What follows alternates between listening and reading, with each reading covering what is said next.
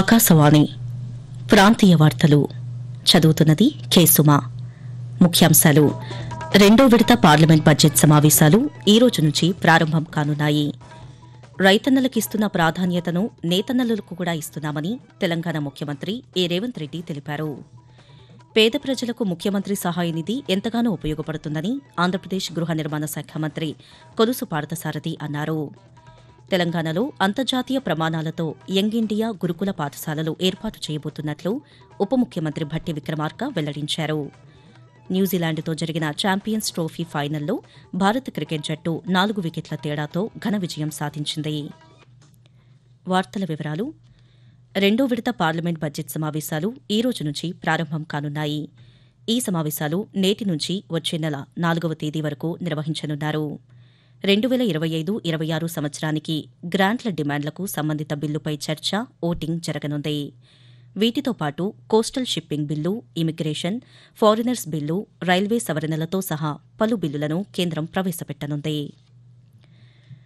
రైతన్నలకిస్తున్న ప్రాధాన్యతను నేతన్నలకు కూడా ఇస్తున్నామని తెలంగాణ ముఖ్యమంత్రి రేవంత్ రెడ్డి తెలిపారు.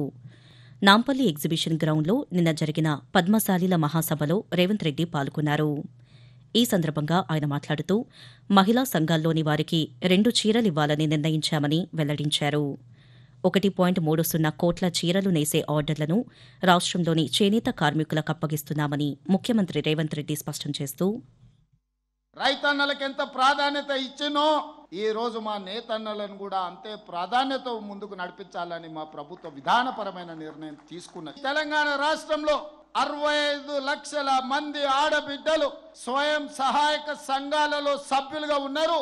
ఆడబిడ్డలకు ప్రత్యేకంగా చీర సారే పెట్టే సాంప్రదాయంలో ఒక్కొక్కరికి 2 మంచి చీరల్ని ఇద్దాం తుమ్మలన్న 1,30,00,000 చీరలు మా పద్మశాలి సోదరులకు మనం 600 కోట్ల రూపాయల ఆర్డర్స్ ఇవ్వడం జరిగింది. పేద ప్రజలకు ముఖ్యమంత్రి సహాయ నిధి ఎంతగానో ఉపయోగపడుతుందని రాష్ట్ర గృహ నిర్మాణ శాఖ మంత్రి కొలుసు పార్థసారథి అన్నారు. ఏలూరు జిల్లా నూజివీడు పార్టీ కార్యాలయంలో ఆయన 90 మంది లబ్దిదారులకు 65.54 లక్షల రూపాయల విలువైన ముఖ్యమంత్రి సహాయ నిధి చెక్కులను పంపిణీ చేశారు. అనంతరం ఆయన మాట్లాడుతూ పేదల అభివృద్దే లక్ష్యంగా అనేక సంక్షేమ పథకాలను ముఖ్యమంత్రి నారా చంద్రబాబు నాయుడు అమలు చేస్తున్నారని పేర్కొన్నారు. రాష్ట్రంలో వాట్సాప్ గవర్నెన్స్ ద్వారా పౌర సేవలు అందించే కార్యక్రమాన్ని ప్రభుత్వం ప్రారంభించిందని, ప్రజలు వాటిని ఉపయోగించుకోవాలని కోరారు. తెలంగాణలో అంతర్జాతీయ ప్రమాణాలతో యంగ్ ఇండియా గురుకుల పాఠశాలలు ఏర్పాటు చేయబోతున్నట్లు ఉప ముఖ్యమంత్రి భట్టి విక్రమార్క వెల్లడించారు. హైదరాబాదులో నిన్న ఆయన పాత్రికేయుల సమావేశంలో మాట్లాడుతూ 58 రెసిడెన్షియల్ పాఠశాలలకు 11,600 కోట్ల రూపాయలు మంజూరు చేస్తూ జీవో జారీ చేసినట్లు పేర్కొన్నారు. రాష్ట్ర విద్యారంగంలో ఇది విప్లవాత్మక నిర్ణయమని ఆయన తెలియజేస్తూ, 20 నుంచి 25 ఎకరాల ప్రాంగణంలో ఇంటర్నేషనల్ స్టాండర్డ్స్ లో ఇంత గొప్ప టెక్నాలజీతో, స్టాండర్డ్స్ తో, డిజైన్స్ తో ఇంతవరకు ఎక్కడ ఈ రాష్ట్రంలో కాదు, దేశంలో ఎక్కడ లేవు. లక్షలు పోసి ప్రైవేట్ స్కూల్స్ లో ఫీజులు కట్టి చదివించలేనటువంటి కుటుంబాలందరికీ ఉపయోగపడేటట్టుగా ఈ విద్యార్థులు ప్రపంచంతో పోటీ పడేటట్టుగా ఉండే సిలబస్ తో శాంక్షన్ చేసిన ఇటువంటి స్కూల్స్ లో వాళ్ళ పిల్లల్ని చదివించుకోవటానికి తల్లిదండ్రులందరూ కూడా చక్కగా వినియోగించుకొని పిల్లల భవిష్యత్తు కోసం పునాదులు వేసుకునే విధంగా ముందుకు పోవాలని చెప్పి ప్రజలందరికీ విజ్ఞప్తి చేస్తా ఉన్నారు. విద్య మానవ అభివృద్ధికి, సామాజిక మార్పుకు దోహదం చేస్తుందని ఆంధ్రప్రదేశ్ రెవెన్యూ శాఖ మంత్రి అనగాని సత్యప్రసాద్ అన్నారు. రేపల్లెలో 8 కోట్ల రూపాయలతో నూతనంగా నిర్మించిన ప్రభుత్వ పాలిటెక్నిక్ కళాశాల భవనాలను మంత్రి నిన్న ప్రారంభించారు. ఈ సందర్భంగా ఆయన మాట్లాడుతూ విద్యారంగాన్ని బలోపేతం చేసే లక్ష్యంతో ఇంటర్ విద్యార్థులకు కూడా మధ్యాహ్న భోజన పథకం అమలు చేస్తున్నామని పేర్కొన్నారు. ప్రభుత్వం కల్పిస్తున్న సదుపాయాలను సైతం విద్యార్థులు సద్వినియోగం చేసుకోవాలని మంత్రి తెలియజేస్తూ, విద్య అనేది కంపల్సరీగా కింద స్థాయిలో మారుమూల ప్రాంతాల్లో కూడా అందుబాటులో ఉండాలి. అది కూడా క్వాలిటీ ఎడ్యుకేషన్ ఉండాలి. అది కూడా ప్రతి క్లాస్ రూమ్ కూడా ఒక టీచర్ అనేది ఉండే విధంగా మోడల్ ప్రైమరీ స్కూల్ విధానంతో ప్రతి మండలంలో కూడా క్లాస్ రూమ్ ఒక టీచర్ ఉండే విధంగా 5 క్లాస్ రూమ్ ఉంటే 5 టీచర్లు ఉండే విధంగా ఒక మంచి క్వాలిటీ ఎడ్యుకేషన్ కింద చిన్నప్పటి నుంచే పునాది నుంచి రావాలని చెప్పే లక్ష్యంతో ముఖ్యంగా ఇలాంటి వెనకబడ్డ ప్రాంతాల్లో ప్రతి స్కూల్లో కూడా ఫర్నిచర్ ఇవ్వబోతా ఉన్నాం. ప్రతి స్కూల్ పిల్లలు కూడా బ్యాగ్స్ కానీ కిట్స్ కానీ అన్ని ఇస్తాను. అలాగే మీలాంటి పాలిటెక్నిక్ చదివే వాళ్ళకు కూడా ప్రభుత్వం తరఫు నుంచి సపోర్ట్ కావాలి. ఆకాశవాణి ప్రాంతీయ వార్తలు వింటున్నారు.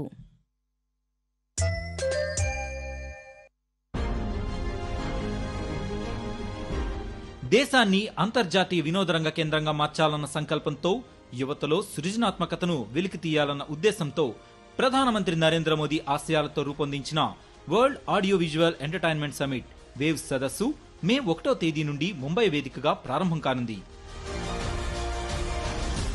దీనిపై మరింత సమాచారం కోసం wavesindia.org వెబ్సైట్ను అలాగే కేంద్ర సమాచార ప్రసార మంత్రిత్వ శాఖ సామాజిక మాధ్యమాలను సందర్శించండి.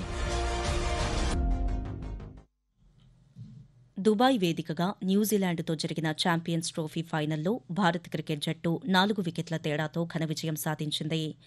తొలుత బ్యాటింగ్ చేసిన న్యూజిలాండ్ 50 ఓవర్లలో 7 వికెట్ల నష్టానికి 251 పరుగులు చేయగా ఈ లక్ష్యాన్ని భారత్ 49 ఓవర్లలోనే 6 వికెట్లు కోల్పోయి ఛేదించింది.